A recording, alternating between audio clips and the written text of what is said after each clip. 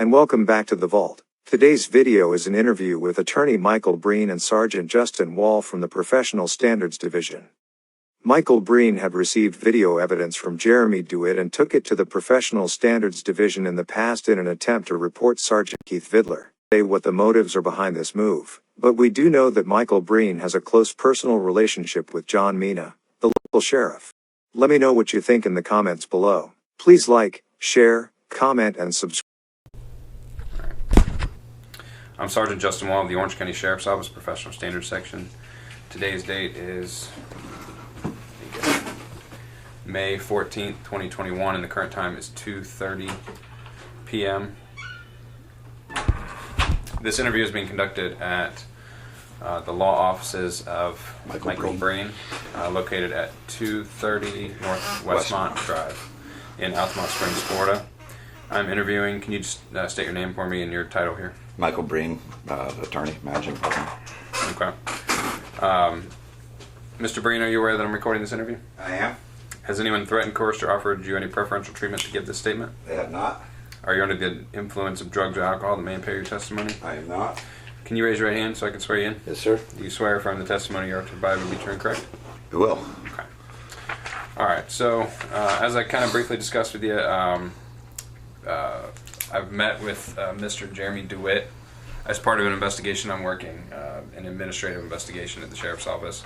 And he made some statements that I needed to follow up on with you in regards to you and what you brought forward. Did you bring a complaint to the Sheriff's Office Professional Standards Section? I did not. Did you meet with anybody at the Sheriff's Office I Professional did. Standards Section? Yes. Okay. Do you remember when that was? I can tell you.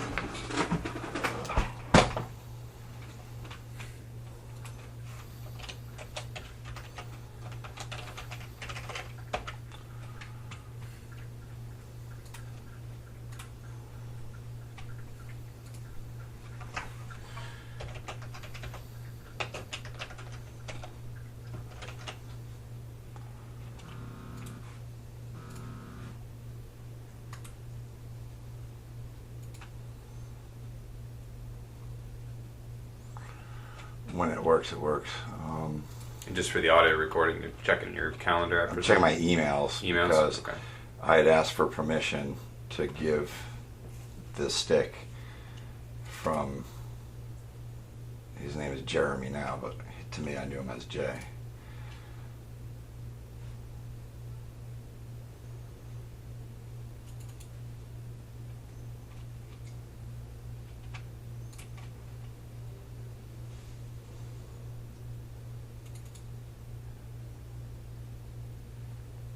Okay. I'll print it out for you.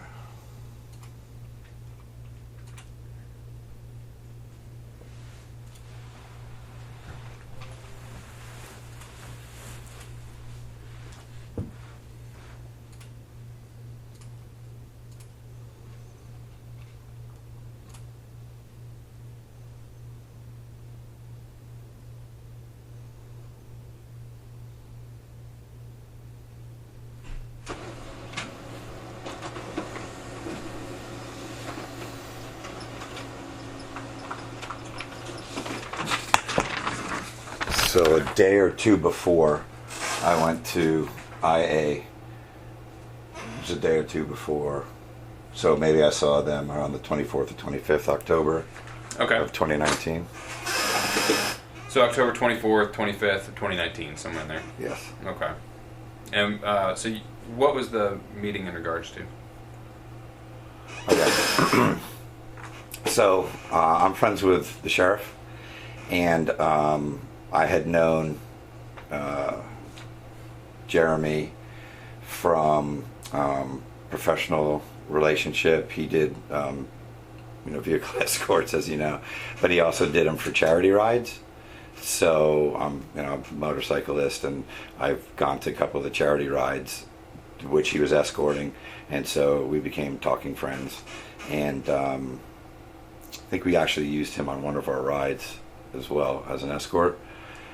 And he came to me and told me about the troubles he was having with Sergeant Vidler, and some of the things that he was saying were so outrageous. I half didn't believe him. And then he came over and he brought me a USB stick and with a bunch of videos on it. So I stuck it in the computer and watched some of the videos, and it's like I couldn't believe what I was seeing. I was a lawyer. So I called John and I told him, or I asked him, would he like to see this stuff because it's pretty bad and I don't want to see the agency besmirched because of it. And I think he said, let me find somebody who'll take care of it. So then he put me in touch with, was he a deputy undersheriff or a senior staff, Bobby Anzueto? Okay. And he didn't want to talk to me because of an ongoing investigation. So I told John about that, and he said, all right, I'll get back to you. And then next thing you know, I got called by Internal Affairs. I think it was a lieutenant. Okay. And do you remember that lieutenant's name? I don't, sir. Okay. But was it the lieutenant over Internal Affairs? Yeah. Okay. Yeah. And he said, hey, he got word that, I had some information about Vidler. I said, yeah, I did. He's like, okay, would you like to come meet with us? I said, sure. So I asked Jeremy for, permission to show the county those videos, and he said, yes, you got the email. Yep. Just for the audio record, you provided me with an email from Wednesday, October 23rd, from Metro State VPU to you, and it says, I, Jeremy Dewitte, give the attorney Michael Brehne the permission to hand over the videos. That's true. Okay. Yep. Okay.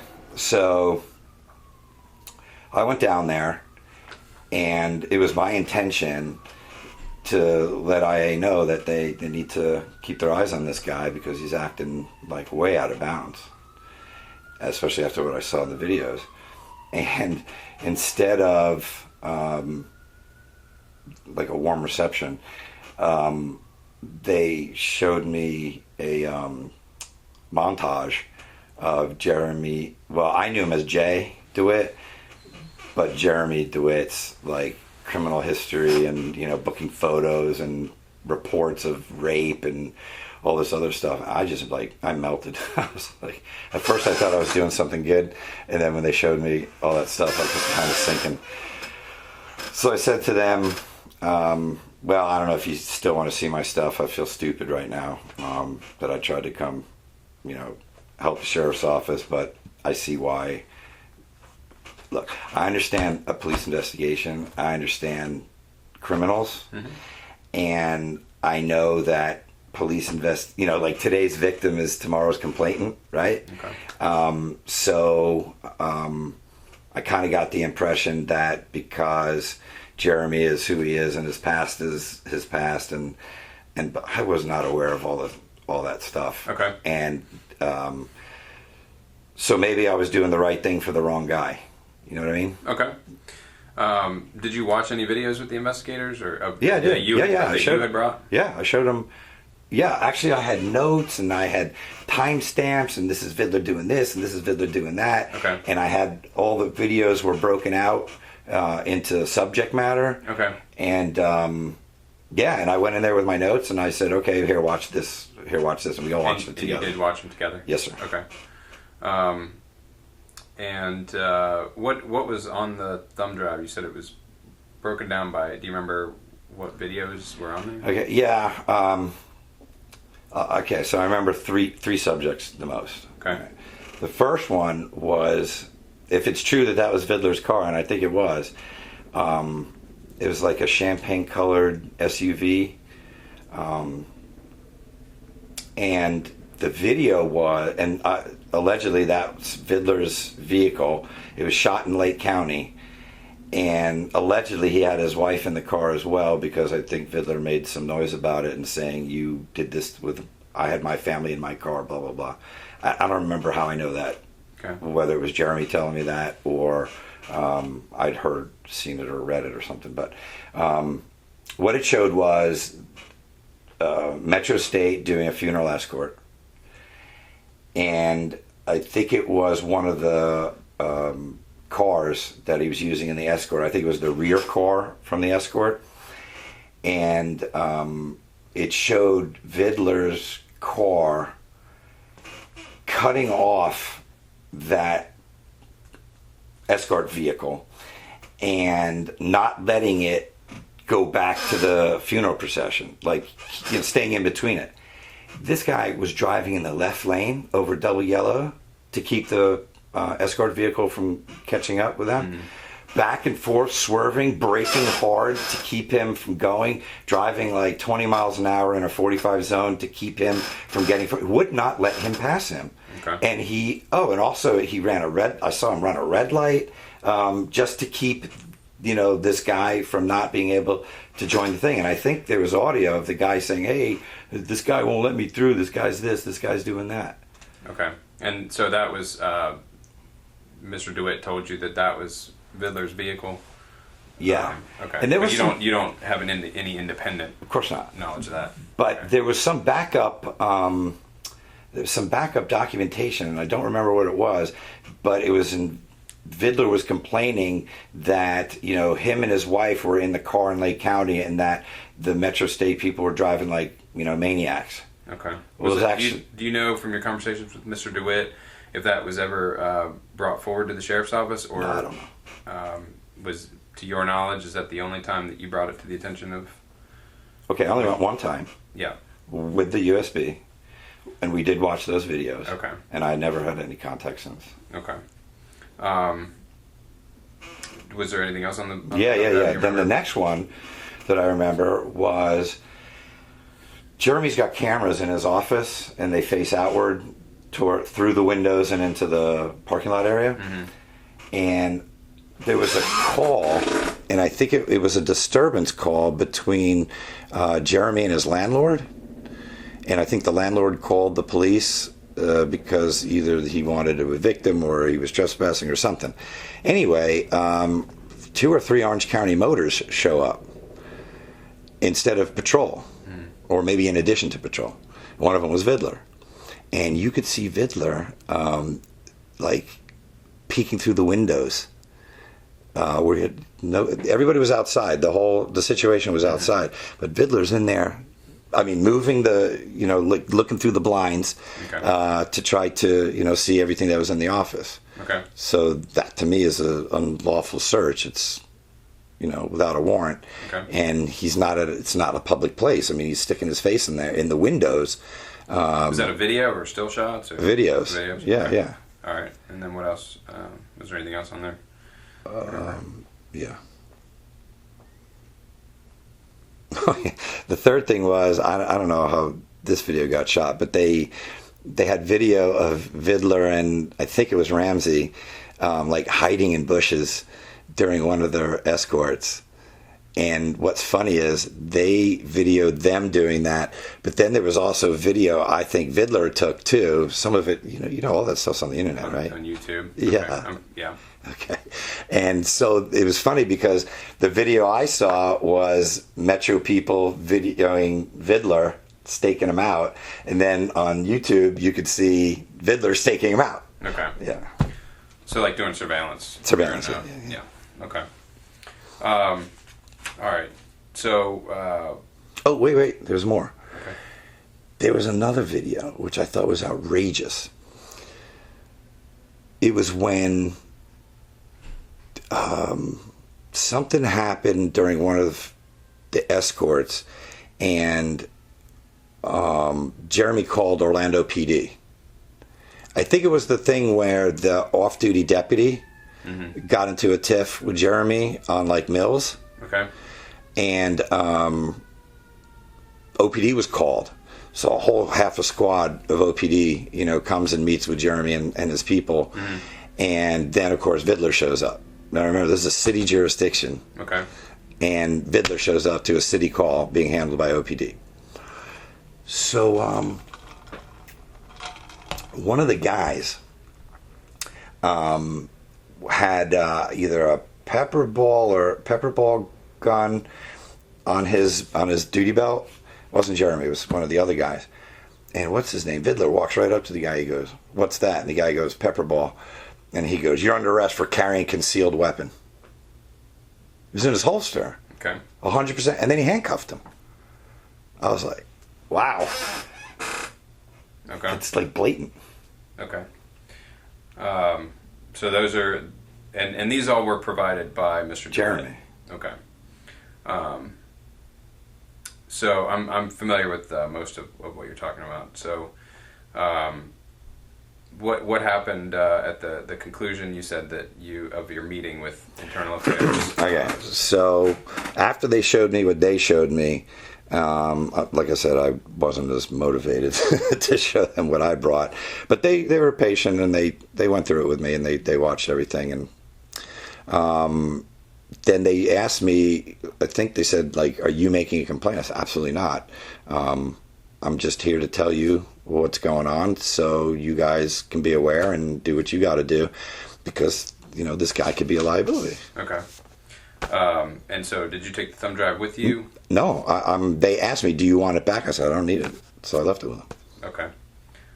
So you were never, your intention was never to bring forth the complaint? No. Just your intention was to make the Orange County Sheriff's Office aware of what you had seen? Correct. On behalf of Mr. Dewitte? Well, let's not go that far. Okay. I got the information from Jeremy Dewitte, but I never represented it. I've never represented him, okay. And I did not do this on behalf of him. Okay. I just saw him, you know, as a victim. Mm-hmm. Like I told you, I got snowed, but I saw him as a victim, and I thought that the sheriff's department ought to be aware that this guy's got a good case. If he were to find a lawyer or something, he's got a really good case. Okay. So then you said, I don't need it back, and you withdrew. I just left. Withdrew your. I didn't give anything or withdraw anything. I just brought it. Okay. Because remember, I said they asked me, did I want to make a complaint? I told them absolutely not. Okay. Do you have a copy of the thumb drive or any of the contents that were on it? I don't. Okay. Did you speak with anyone else at the sheriff's office regarding what you brought forward? There was the lieutenant, and I believe either two investigators or one was a sergeant and one was an investigator. Those are the only people I spoke to. Okay, so in the room during this, who was in? You said it was a lieutenant and two black males investigators. Okay. One was new.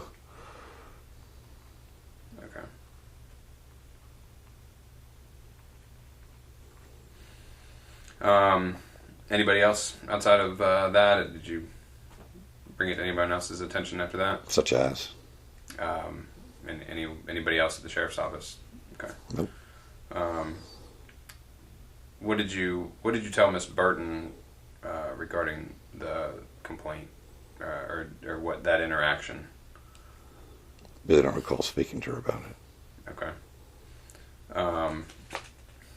Did you talk to Mr. Dewitte about that? About what happened? You know what? I didn't. They asked me not to. Okay. Who asked you not to? Well, the IA investigators, okay. When they showed me all that stuff, mm-hmm. They asked me not to say anything, so I didn't. To In other words, they didn't want me to tell Jeremy that I went there and saw that he's this heinous criminal, and or give him any feedback about it. So I didn't. What? So did you ever talk to Mr. Dewitte after that? Yeah. I'm sure he probably would have. Yeah, of course. Yeah, he asked me how did it go, and I said, "Well, Jeremy, I don't think they're much interested."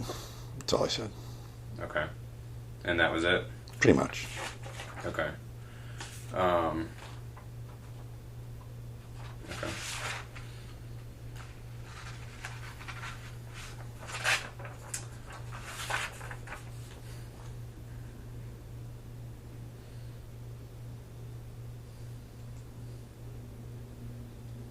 Does that conclude your involvement with that aspect? That yeah. aspect of things? Yeah, definitely. Yeah, I mean, come on, what am I going to do? Okay. Once I found out what I found out. Okay, and you just told them they're not interested in. I just said I think you got to have an uphill battle here. I don't see that they're very interested. Okay.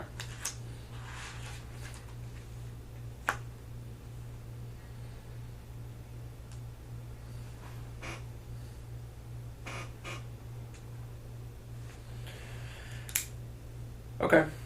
Is there anything else that you know about this investigation you'd like to add? No, of course. Okay. The current time is 2:49 p.m. and that concludes this interview.